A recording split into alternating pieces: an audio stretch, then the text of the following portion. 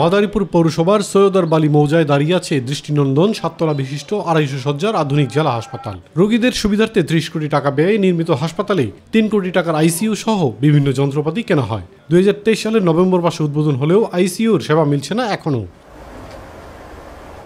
সারিবদ্ধভাবে যন্ত্রপাতি সাজানো থাকলেও 24 ঘন্টায় বন্ধ থাকে হাসপাতালের 7ম তলার এই রুমটি। ফলে সেবা নিতে আসা অধিকাংশ মুমূর্ষু রোগী ও তাদের স্বজনরা পড়েন চরম বিপাকে। যে আইসিইউ বেডটা অতি দ্রুত বাস্তবায়ন করা হোক, যাতে আমাদের মতো গরিব দুঃখী যারা আছে দুর্ভাগ্য তারা যাতে সঠিক চিকিৎসা পেতে পারে। রোগী নিয়ে অনেক দূর দূরান্তে যাইতে হয়। এটা সরকার কাছে আবেদন যেন আইসিটা শীঘ্র চালু হয়ে যায়। আইসিইউর পেশেন্টগুলি এখানে আসে কিন্তু তারা ভোগ করতে পারে না, আর এই পেশেন্ট যখন ঢাকা নেয় ঢাকা পথেই তারা মারা যায়। এই জন্য স্বাস্থ্য বিভাগের অব্যবস্থাপনাকেই দায়ী করছেন রোগী, স্বজন ও সচেতন মহল।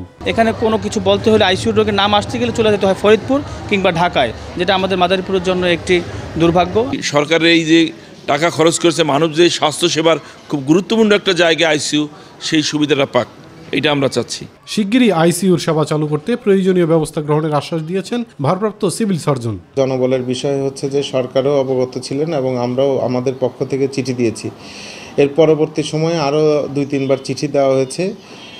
কর্তৃপক্ষ আশা করি যে খুব শীঘ্রই এটার ব্যবস্থা নেবেন। মাদারীপুরের 250 সজ্জা জেলা হাসপাতালে বিশেষজ্ঞ চিকিৎসক, নার্স ও টেকনিশিয়ানের 267 পদের মধ্যে 102টি পদ খালি রয়েছে।